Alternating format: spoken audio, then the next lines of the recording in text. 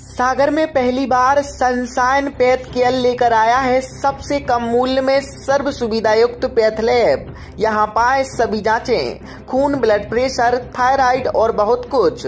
रविवार को विशेष छूट।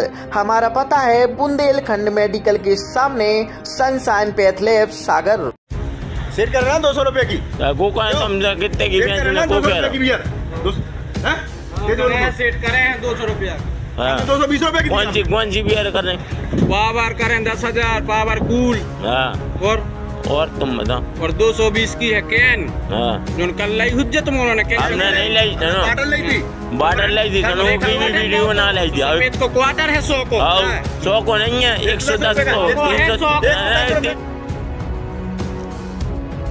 सागर जिले के बंडा क्षेत्र में शराब की दुकानों पर दामों में अनियमितता और अवैध शराब का कारोबार बढ़ रहा है। आबकारी विभाग के प्रभारी राम चतुर्वेदी की लापरवाही साफ नजर आ रही है। विभाग के ऑफिस पर ताला पड़ा है और जनता की शिकायतें सुनने वाला कोई नहीं है।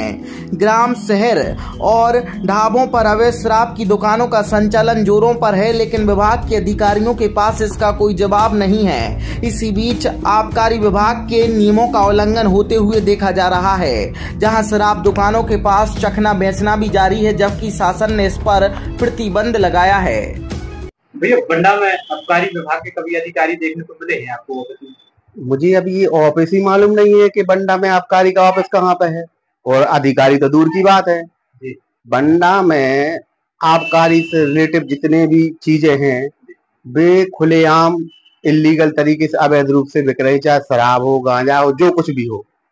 बंडा विधानसभा में आबकारी अधिकारी का कोई अस्तित्व नहीं है, ना अभी तक यहाँ पे आबकारी अधिकारी देखा गया है, ना कोई कार्रवाई करते हैं। आज कुछ लोग शिकायत देकर गए थे ऑफिस में, लेकिन ऑफिस दूर से थक गए। अब किसको आवेदन दें?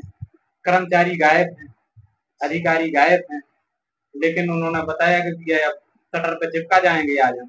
शिकायतों का ऐसा है, आबकारी नहीं, आप बंडा के किसी भी विभाग में चले जाइए, दर्जनों शिकायतें पेंडिंग है।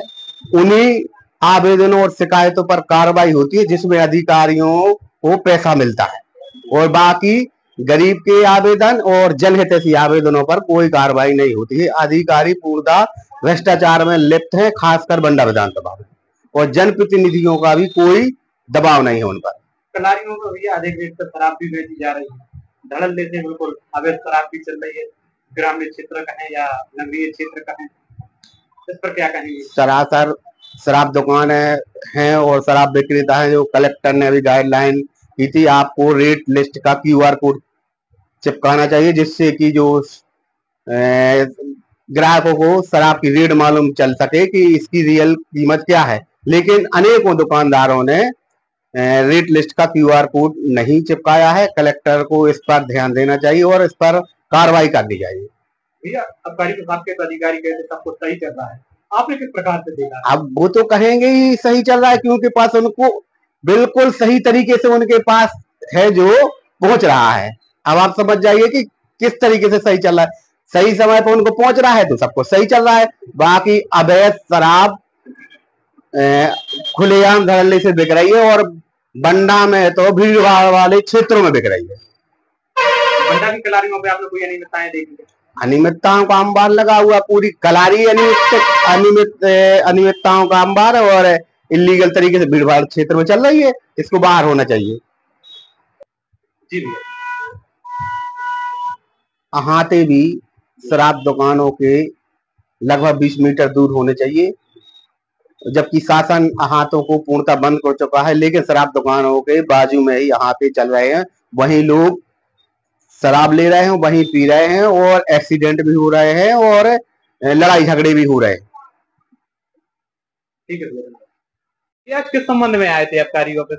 आज बंडा नगर में और ग्रामीण क्षेत्रों में लगातार जो अवैध शराब बिक रही है, गली गली बिक रही है, गांव गांव बिक रही है, लेकिन इस अवैध शराब पर शिकंजा कसने के लिए जो आबकारी विभाग होता है, लोग कहते हैं कि भाई हम शिकायत करने जाएंगे, लेकिन इनको कभी बंडा में आबकारी विभाग का कार्यालय मिलता नहीं है, तो वो घूम भटक करके वो घर वापस चले जाते हैं। आज हम भी आए कि चलो भैया जनता के हित में अधिकारी से बात करेंगे, शिकायत करेंगे, लेकिन बड़ी मुश्किल में तो ये ऑफिस मिला है। इस गली में है, छोटी सी गली में है, कहीं इसका बोर्ड नहीं है, आप देख सकते हैं। जी जी। कहीं भी आपको बोर्ड नहीं दिख रहा है। अब ऐसे में बताइए इस ऑफिस में कैसे हम शिकायत करेंगे, कैसे अधिकारी से मिलेंगे? आप ये बता रहे थे कि आप भी कोई शिकायत लेकर आए थे लेकिन ऑफिस नहीं मिल रहा है। हाँ, ये अवैध शराब गांव-गांव, गली-गली बिक रही है, तो ये इन पे जो आबकारी विभाग को कार्रवाई करनी चाहिए, लेकिन कई महीनों बीत जाते हैं, इस ऑफिस की जो है शटर खुलती ही नहीं है, कभी पता ही नहीं है कौन अधिकारी आ रहा है, यहाँ पर कौन तैनात है, कौन कौन से कर्मचारी यहाँ पर पदस्थ हैं, किसी को पता ही नहीं चलता। अभी कोई कार्रवाई नहीं हो रही, कोई कार्रवाई नहीं हो रही है। और लगातार जो अखबारों में वगैरह में भी खबरें चल रही हैं, प्रकाशित हो रही हैं कि जो महंगे दामों में जो है शराब बिक रही है, वहां पर QR कोड, स्कैनर कोड लगना चाहिए, लेकिन बंडा में ऐसा कुछ है नहीं। यहाँ तो मनमाने दाम की शराब बेच रहे हैं और लोग मजबूर हैं। अब एक वीडियो वायरल भी हुआ था अधिक रेट के दाम पर बंडा की कोई कलारी है, लेकिन उस पर कार्रवाई या नहीं हुई है। कार्रवाई कौन करेगा? आबकारी विभाग की हालात आप देख रहे हैं। अब दूसरा बचता है पुलिस विभाग को सब जानते हैं कितनी कार्रवाई हो रही है। जनता भी समझदार है। अब जनता क्या करे? जनता आपको सूचित करेगी, जनता सूचित करने के बाद चली जाती है। फिर तालमेल सबका है, अगर तालमेल नहीं होता मेरे अनुमान से तो कार्रवाई हो जानी चाहिए। अगर कार्रवाई नहीं हो रही है तो आप समझ सकते हैं कि कहीं ना कहीं तालमेल तो होगा।